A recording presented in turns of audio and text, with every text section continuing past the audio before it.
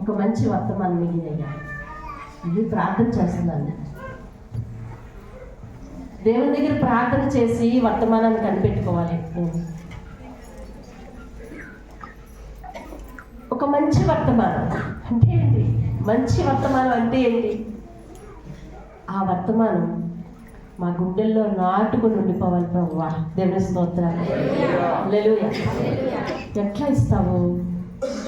ఏ వచనం, ఏ వాక్యం, ఎక్కడున్నది అని ప్రార్థన చేస్తున్నాను నేను. అయితే మొన్న కాల సమయంలో వర్షం కంటిన్యూస్గా కురుస్తుంది. నేను దేవుణ్ణి అడుగుతున్నాను, ప్రభువా ఇంతకాలం కార్యం చేశాం, అది ఒక రకంగా ఉంది. ఈరోజు మాకు తడిచిపోతామన్న బెంగలేదు, కానీ అసలు వర్షం ఆగకుండా ఉంటే ఎట్లా జరిగేది కార్యక్రమం? వచ్చేవారెవరు? ఓపిక పట్టి ఉండేవారెవరు అని ప్రార్థన చేస్తున్నాను. ఏం చేయాలి? పాతవల్లని ఎవరు మోస్తారు, ఎవరు ఆపుతారు? ఏం ఆల్టర్నేటివ్ అసలు అర్థం అవ్వట్లేదు. గమ్యము లేని క్వశ్చన్ అయిపోయింది అది. అందరికీ వర్షం అంటే ఏమో, కానీ మన విషయంలో ఒక పెద్ద టాపిక్ అయిపోయింది అదే. ఇంటిలో మా పాప వీడియో చేస్తుంటే, అమ్మ ఇంత సంతోషంగా చేసుకుంటున్నాం, లేదు దేవుని కార్యం ఏదో ఉంది. ఆ చిన్న పాప అంటది, అమ్మ ఏదో ఒక అద్భుతమైన పాఠం అయితే దేవుడిని అర్పపోతున్నాడు. అదేంటి? ఏంటి బ్రవ్వా, ఏంటి ఏంటి ఏంటి అని. వర్షం తగ్గుతుందనే తెలుసు, ఎప్పుడు అది ఓపిక నశించిపోదు. కానీ ఆ సమయం ఎప్పుడు అని ఓపిక తెచ్చుకొని ఎదురు చూస్తుంది. ఇదిలా ఉండగా దేవుడు శుక్రవారం నాడు రాత్రి రాజీవ్ నగర్ కాలనీలోకి వెళ్ళిన తర్వాత అందరూ ప్రార్థన చేస్తున్నారు. అందరూ ప్రార్థన చేసిన తర్వాత చివర నేను ప్రార్థన చేయాలి. ఆ ప్రార్థనలో నుంచి దేవుడు ఒక వర్తమానం ఇస్తున్నాడు. దేవుని స్తోత్రంగా. హల్లెలూయా, హల్లెలూయా.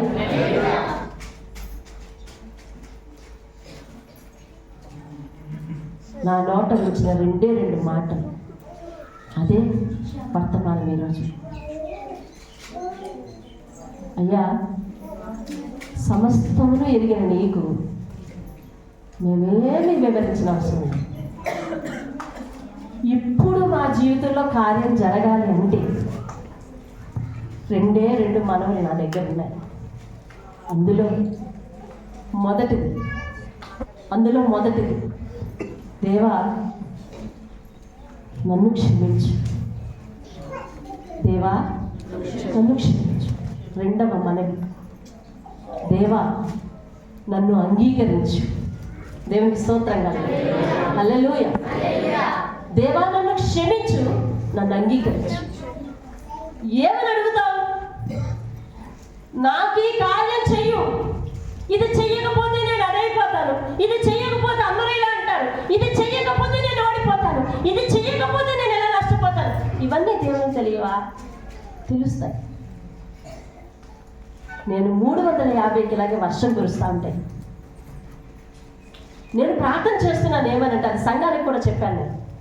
నేను ప్రార్థన చేస్తున్నాను ఏమనంటే, అయ్యా ఎంతో డబ్బు ఖర్చు పెట్టి ప్రాజెక్టులు పెట్టేసుకున్నావయ్యా, ఎంతో డబ్బులు ఖర్చు పెట్టి బ్యానర్లు కొట్టేసుకున్నావయ్యా, ఎంతో డబ్బులు ఖర్చు పెట్టి భోజనం పెట్టేసుకున్నావయ్యా, అయ్యా ఇదంతా ఆహ్వానించుకున్నావయ్యా, ఇదంతా వ్యర్థమైపోతాయంటే దేవుడి స్వరం నాతో మాట్లాడుతుంది. ఏమిటో తెలుసా?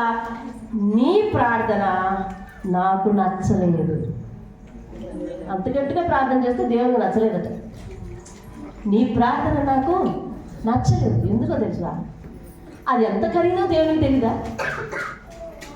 ఇది ఎంత ప్రయాసం దేవునికి తెలీదా?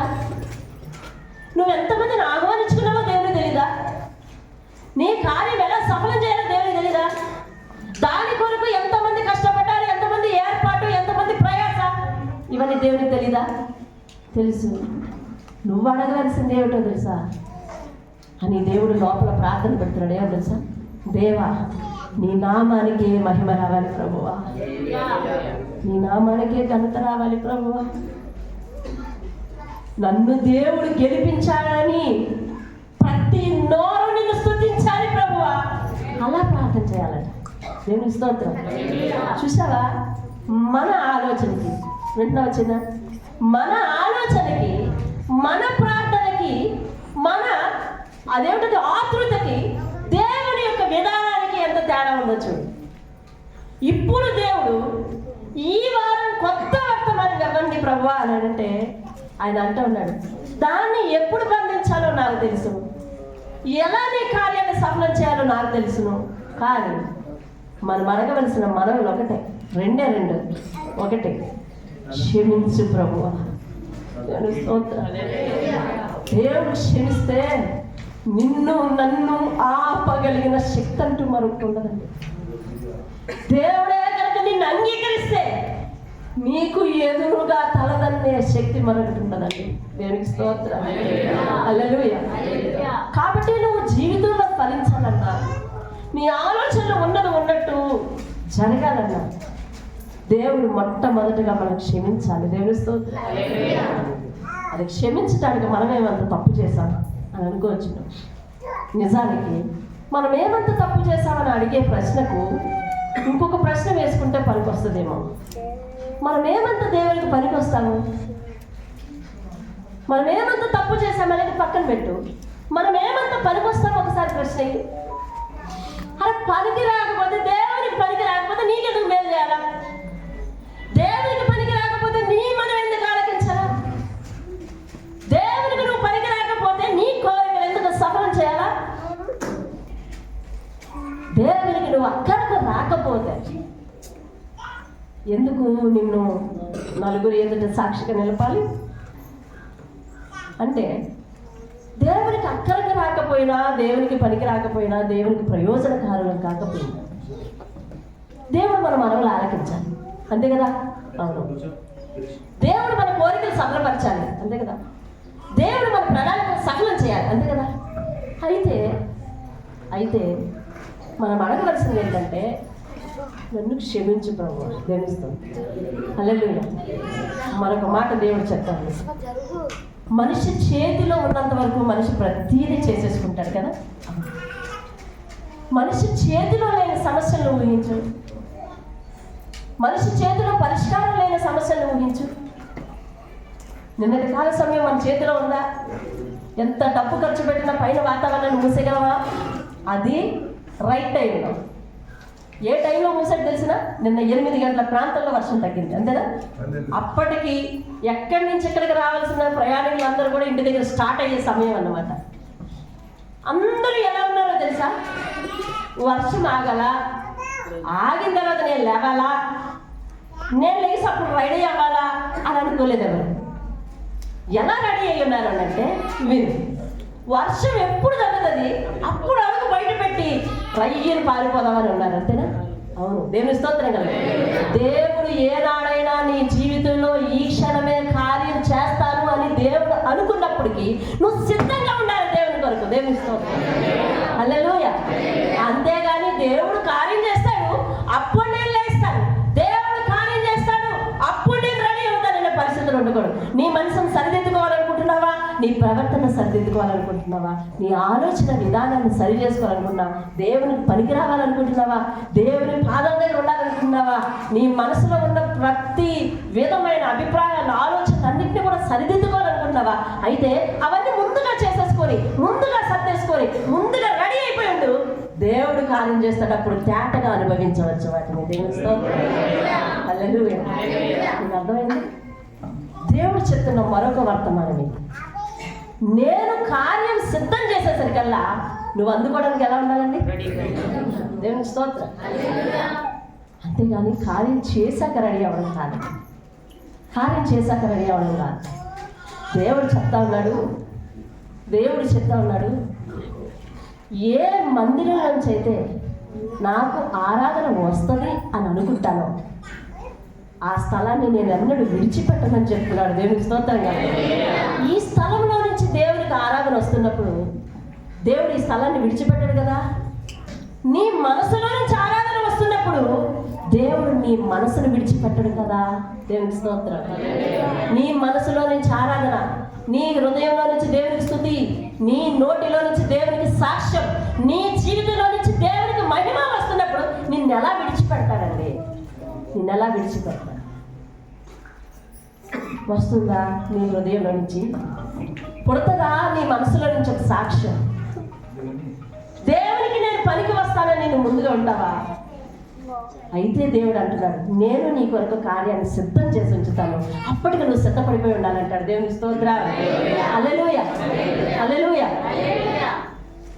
మన చేతుల్లో పరిష్కారం లేని సమస్యలకు మనం చేయాల్సిన పని ఏమిటంటే ఆయన తట్టు చేతులెత్తి, ప్రభువా నన్ను క్షమించు, ప్రభువా నన్ను స్వీకరించని ప్రార్థించాలి. దేవుని స్తోత్రం.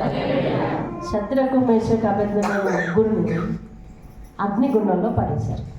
అవును కదా, పడేస్తాను అన్నారు. పడేస్తాను అంటే వాళ్ళు ఏం చేశారు?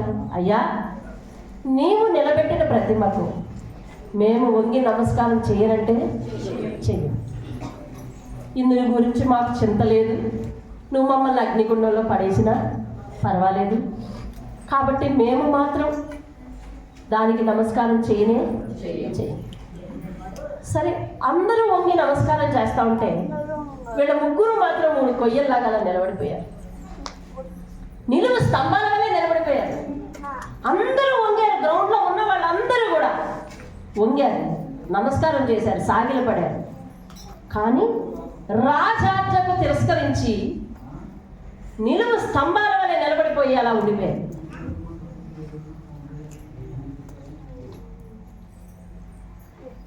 ఇప్పుడు వాళ్ళ ముగ్గురిని తోడు పట్టుకొని ఎక్కడ వేసేసారు? అగ్నిగుండంలో వేసారు. వాళ్ళ ప్రార్థన అంటారు. మనం చాలాసార్లు అనుకున్నాం కదా, సంఘంలో నేను చాలాసార్లు అన్నాను ఈ మాట. దానియేలు సింహపులో ఏం ప్రార్థన చేశాడో కదా. శద్రకు మేషకు అబేద్నెగోలు ఆ అగ్నిగుండంలో ఉండి ఏం ప్రార్థన చేశారో అని అనుకునేదాన్ని. దేవుడు మొన్న కాల సమయంలో సమాధానం చెప్తున్నాడు. వారేం ప్రార్థన చేశారంటే తెలుసా? దేవా మమ్మల్ని క్షమించు, మమ్మల్ని అంగీకరించు అని ప్రార్థన చేశారు. దేవుని స్తోత్రం. అవునండి, ఎవ్వరూ విడిపించలేని సమయంలో చేయాల్సిన ప్రార్థన ఈ రెండు ముక్కలే. ఆయన తప్ప మనల్ని ఎవ్వరూ రక్షించేవారు లేరు అన్నప్పుడు మనం చేయాల్సిన ప్రార్థన ఈ రెండు ముక్కలే. ఈ రెండు ముక్కలకు నేను ఏ గ్రంథం తీసి చెప్పట్లేదండి, పలానా గ్రంథం పలానా గ్రంథం అని చెప్పట్లేదు. ఇందాక సొలొమోను చేసిన ప్రార్థనలు, అయ్యా ఈ స్థలమందు చేయబడి ప్రార్థన మీద మా దృష్టి ఉంచు అని చెప్పినప్పుడు దృష్టి ఉంచి అట మమ్మల్ని క్షమించి అంగీకరించయ్యా అని చెప్తాడు. దేవుని స్తోత్రం కదా. ఆ వాక్యం చదువుతున్నప్పుడు చూశాను ఆ పదాలు.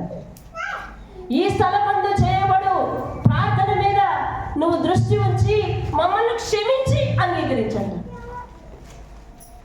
అంటే మొట్టమొదటిగా మనం ఏ కార్యం మన జీవితంలో సఫలం అవ్వాలన్నా, మన జీవితం అనుకున్నది అనుకున్నట్టు ఉండాలన్నా, మన జీవితంలో అన్నీ కలిసి రావాలన్నా, మన ప్రణాళికలు చక్కగా జరగాలన్నా, మన అమరిక చక్కగా జరగాలన్నా, మన ఎన్నిక చక్కగా జరగాలన్నా, మన జీవితం ఏ విధమైన ఆటంకాలు లేకుండా సజావుగా పోవాలన్నా, ప్రతి ఆపద నుండి విడిపింపాలన్నా, ప్రతి ఆటంకం నుండి మనం తొలగింపబడాలి అన్నా, ప్రతి అడ్డుబండలను తొలగించుకోవాలన్నా, ప్రతి ఎక్కలేని ఎత్తైన మెట్లు మనం ఎక్కాలన్నా, జీవితంలో మన స్తోమతకు మించిన కార్యాలు మనం చూడాలన్నా ఆయన క్షమించాలి, ఆయన అంగీకరించాలి. దేవునికి స్తోత్రం.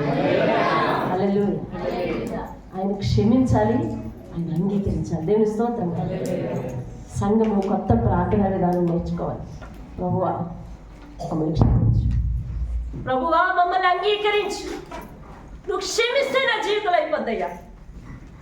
మన శుక్రవారం నాడు నేను చేసిన ప్రార్థన అదే, ప్రభువా ఇంతమంది సంఘం నా వెనుకున్నారు, ఏ మాత్రం కార్యం వెడిసి కొట్టిందంటే మా హృదయాలు అన్నీ ద్రవించిపోతాయి. అయితే నన్ను క్షమించి నన్ను అంగీకరిస్తే మేమందరూ సంతోషించేస్తామయ్యా. కాబట్టి నన్ను క్షమించు, నన్ను అంగీకరించు.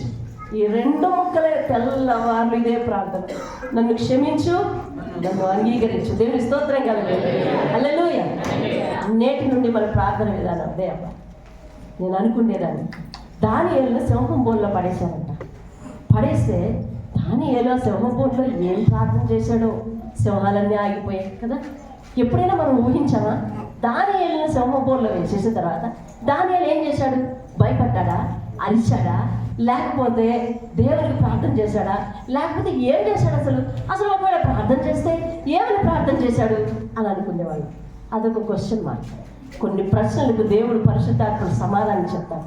అగ్నిగుండంలో వారిని వేసేసినప్పుడు అగ్ని అన్న తర్వాత మనిషిని కాలుస్తుంది కదండి. మనిషి ఆ అగ్నివేడికి బాధపడతాడు కదండి. కాబట్టి వీళ్ళు 3 మనుషులే కదండి.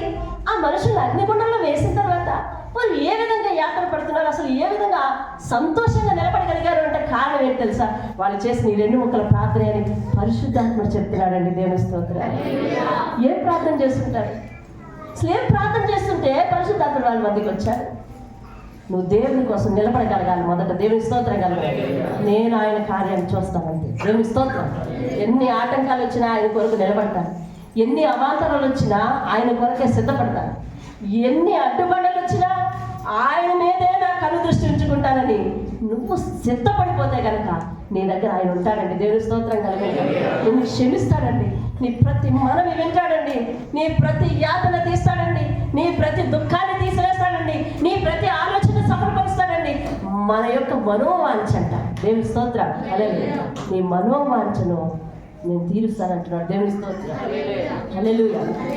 ఎంతమంది తెలుసా, నా జీవితంలో ఎన్నో ఆశలు ఉన్నాయండి, కానీ ఒక్కటి కూడా సాధించుకోలేకపోయాను, జీవితం అయిపోయింది అని అన్న సాక్ష్యాన్ని నేను విన్నాను తెలుసా. జీవితంలో ఎన్నో ఆశలు, నేను ఇలా ఉండాలనుకున్నాను, అలా ఉండాలనుకున్నాను, ఇలా ఉండాలనుకున్నాను అనుకున్నాను, కానీ మరి ఆశలు తీరలేదంట. వయసు అయిపోయిందంట.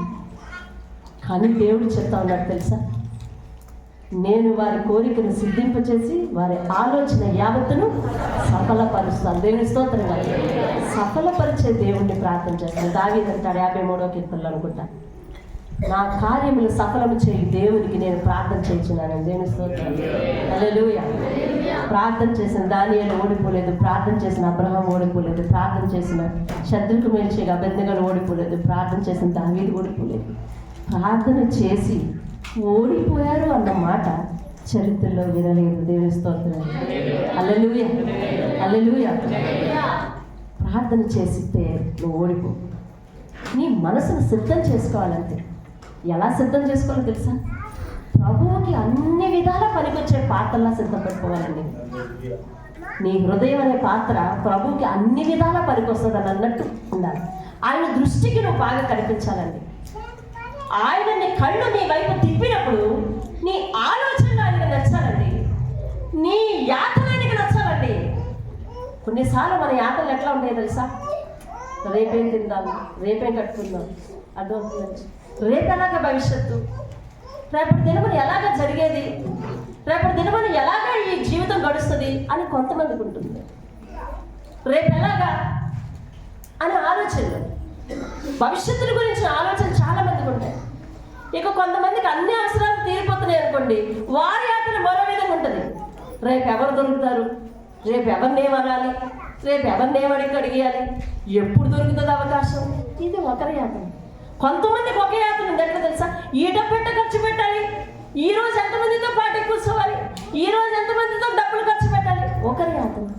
ఒకరి యాత్ర ఎట్టుందో తెలుసా? ఒకరి యాత్ర ఎట్టుందో తెలుసా? ఈరోజు నేను ఏం ప్రార్థన చేయాలి, ఈరోజు దేవుని పని నేనేం చేయాలి, ఈరోజు నేను ఏ వాక్యంతో దేవుడు మాట్లాడుతున్నాడు, ఈరోజు దేవుడికి నేను ఎలా ఉపయోగపడాలి అనే యాత్ర కొంతమంది రకరకాల యాత్రలు అంటే ఈ యాత్రలకు అంతు లేదు. యాత్రలు ఎన్నైనా దేవుడు నీ మీద దృష్టి ఉంచినప్పుడు, నీ హృదయాన్ని చూసినప్పుడు, నీ హృదయంలో ఉన్న ఆలోచన ఆయనకు పనికొస్తాననే ఆలోచన మాత్రం, ఆయన పనికొస్తామనే ఆలోచన మాత్రం ఆయన కనిపించిందంటే కనుక ఆయన నిన్ను ఖచ్చితంగా క్షమించి అంగీకరిస్తాడట. దేవుని స్తోత్రం. హల్లెలూయా. దేవుడు ఒకసారి అంటాడు, మనం చాలా మందిని అడుగుతూ ఉంటాం కదా, మీరు దేవుడిని అంగీకరించారా అంటుంటాం కదా. అవును నేను దేవుడిని అంగీకరించాను అంటారు. కొంతమంది భాష ఎట్టుంటుంది తెలుసా, మీరు దేవుడిని నమ్ముకున్నారా అంటే అవును దేవుడిని నమ్ముకున్నాం. దేవుడు అంటాడు ఒకసారి, దేవుడిని నువ్వు అంగీకరించడం కాదు, దేవుడు నిన్ను అంగీకరించడం లేదా చూసుకోవడం చాలా ప్రాముఖ్యం అంట. దేవుని స్తోత్రం. హల్లెలూయా. అవునా, నువ్వు ఎలిజిబులేనా దేవుడు అంగీకరించడానికి? నీ హృదయంలో ఉన్న ఆలోచన ఒక్కసారి కళ్ళు మూసుకొని టెస్ట్ చేసుకోండి. అబ్బాబా నీ హృదయం ఎలా ఉందో ఒక్కసారి కనబడిపోద్ది. నిజమేనండి, నీ హృదయాన్ని అద్భుతంగా స్కాన్ చేయగలిగిన కెమెరాస్ ఏంటో తెలుసా? నీ కళ్ళు. ఒక్కసారి కళ్ళు మూసుకొని ఆలోచించి, నీ హృదయం చేపట్టండి అందరేగా ఆలోచించి, నీ హృదయం ఏ ఆలోచనలు ఉన్నాయి? నీ శరీరం ఎట్లా చెప్తుంది? నీ నోరు ఎట్లా చెప్తుంది? ఏం మాట్లాడాలని అనుకుంటున్నావు? అబ్బబ్బా నీ నోట నుండి ఎన్ని స్తుతులు వస్తాయి కదా దేవునికి. నీ నోట నుండి ఎంత ప్రార్థన వస్తుంది కదా దేవునికి. ఎంతమంది బ్రతుకులు మనం ఆదరణగా మాట్లాడుతూ కదా. అబ్బా ఎంతమంది జీవితాన్ని నీ మాటతో నిలబడతావు కదా. నువ్వైతే దేవునికి పనికొస్తావేమో కదా. నీ హృదయం అయితే, నీ నోరైతే అనేక మంది బ్రతుకులు నిలబెట్టడానికి పనికొస్తుంది కదా. నీ హృదయంలో అలాంటి స్థితి ఉందా? దేవుడు కోరుకునే స్థితి అటైంది. అలాంటి స్థితి ఉందా? అయితే నువ్వే దేవునికి పనికొచ్చే పాత్రం. నీ కళ్ళు నీ మనసును స్కాన్ చేస్తాయి. ఇప్పుడు నీ మనసు ఏం చెప్తుంది? నీ కళ్ళకు నీ హృదయం ఎట్లా కనిపించింది? అదిగో అదే నీ అసలైన మనసు.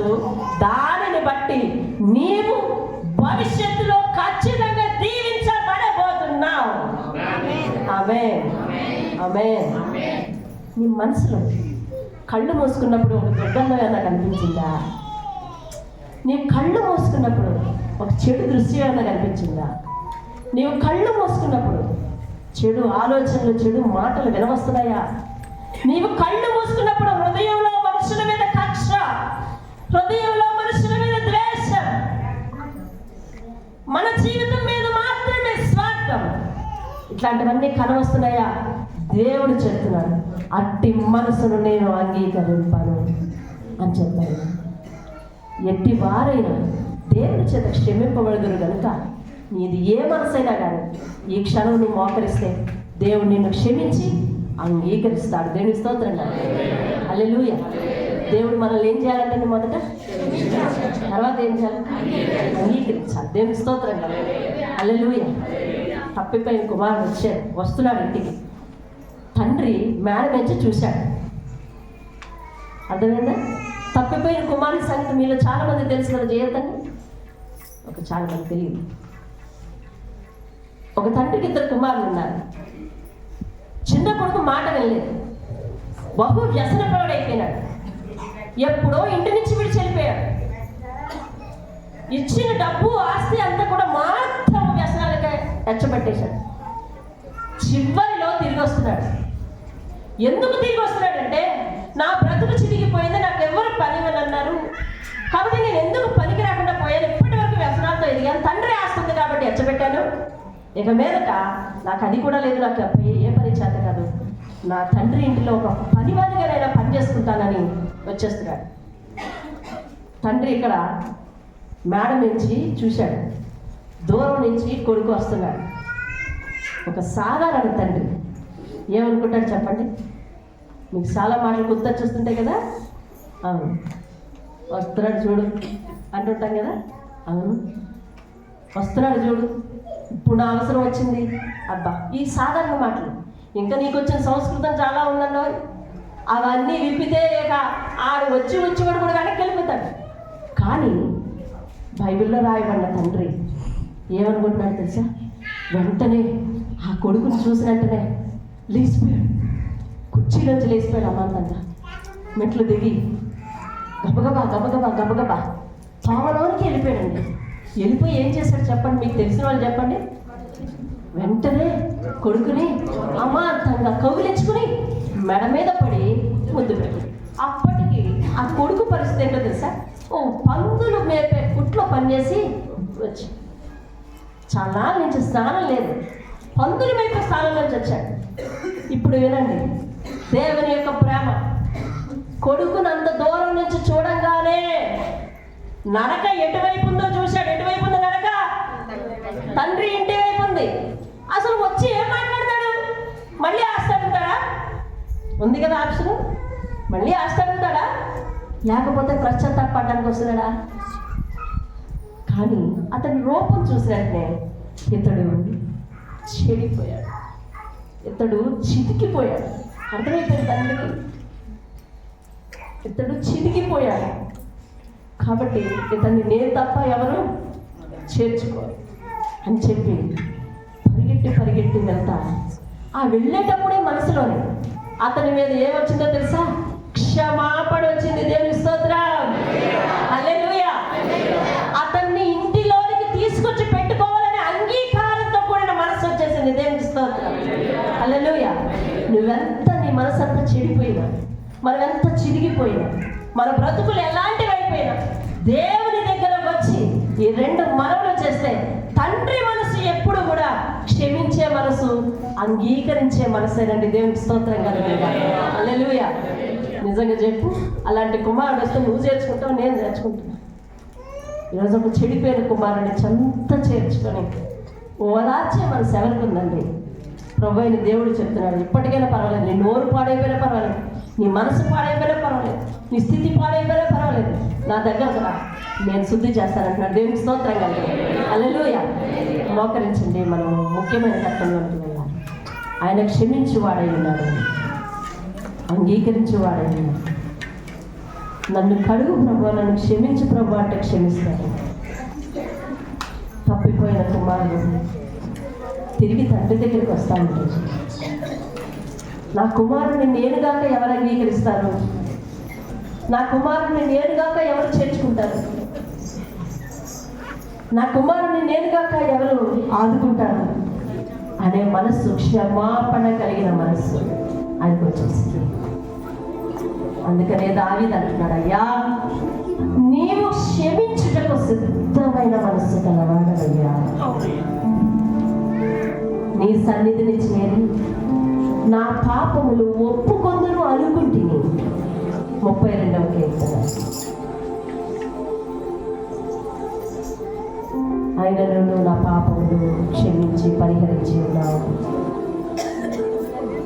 నిజమేనండి, మనుషుల బ్రతుకులు ఎలా ఉన్నాయో, దేవుడు ఎంత పరిశుద్ధత బోధించినా నోటికి పరిశుద్ధత రావట్లేదండి.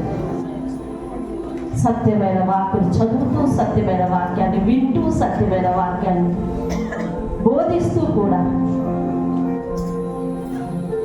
సత్యమైన వాక్యాన్ని అనుసరించాలని తీర్మానం చేసుకుని ఏ నోటితో అయితే స్తుతిస్తున్నామో ఆ నోటితో పరమ బూతులు మాట్లాడే స్థితిలో కొంతమంది ఉన్నాం. వ్యసనాలను వదులుకోలేక వాటి వెనకే పరిగెత్తే మనసులు కొన్ని ఉన్నాయి. ఈ లోకము దాని ఆశ, ఎందుకు ఇవన్నీ దేవుడు సృష్టించాడని దేవుడి మీద తోసేస్తుంది. లోకంలో సుఖాలన్నీ అనుభవించడానికే మనిషిని చేశాడని సమర్థించుకుంటూ ఎన్ని పాపాల వైపు మనమైపోతున్నాం. ఆఖరికి దేవుడు గర్భఫలంగా ఇచ్చిన మన బిడ్డల్ని సైతం సినిమాల వెంబడి, సీరియళ్ళ వెంబడి నడిపించుకుంటూ అపరిశుద్ధమైన వాతావరణంలో, అపవిత్రమైన వాతావరణంలో పెంచుకున్న జీవితాలు కొన్ని. పరిశుద్ధత అనేది, సత్యం అనేది, యథార్థత అనేది దేవుడు నీకు బోధిస్తాడని, ఆయన మాటల్ని వాటిని అనుసరించాలనే మనసు ఎంతమందికి ఉంది. కానీ దేవుడి సమయంలో చెప్తాను, నీ జీవితాన్ని సఫలం చేసుకోవాలంటే, నీవు అనుకున్నవన్నీ, నీ ప్రణాళికలు వ్యర్థం కాకుండా ఉండాలి అంటే, నీ నోట నవ్వు ఉండాలంటే, నీ మనసులో ప్రశాంతత ఉండాలి అంటే, దేవుడు నన్ను గెలిపించాలని ఆనందం ఉండాలి అని అంటే, ఇవన్నీ విషయాలలో నాకు పనికొచ్చే పాత్రగా సిద్ధపడి ఉండాలని చెప్తాను. అప్పుడు దేవుడు నిన్ను క్షమిస్తాడు, అంగీకరిస్తాడు. వదిలిపెట్టుకోవాలి. ఈనాటి నుండి అపవిత్రమైన మాట నేను మరొకటి ఎత్తనయ్యా అని తీర్మానం చేసుకోవాలి. అపవిత్రమైనదేది నా కళ్ళకు చూడనయ్యా అని తీర్మానం చేసుకోవాలి.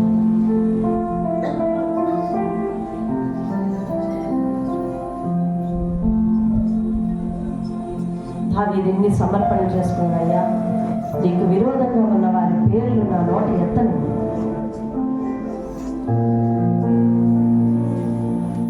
మనుషుల పేర్లు ఎత్తడానికే ఆయన అంత బాధపడుతూ ఉంటే చిచి ఎన్నో అసభ్యకరమైన మాటలు మన నోటితో అబ్బా పాపాన్ని ఆశగా హృదయాల్లో నింపుకొని పాచి హృదయాలతో దేవుని స్తుతిద్దామంటే అదే పని కాదు.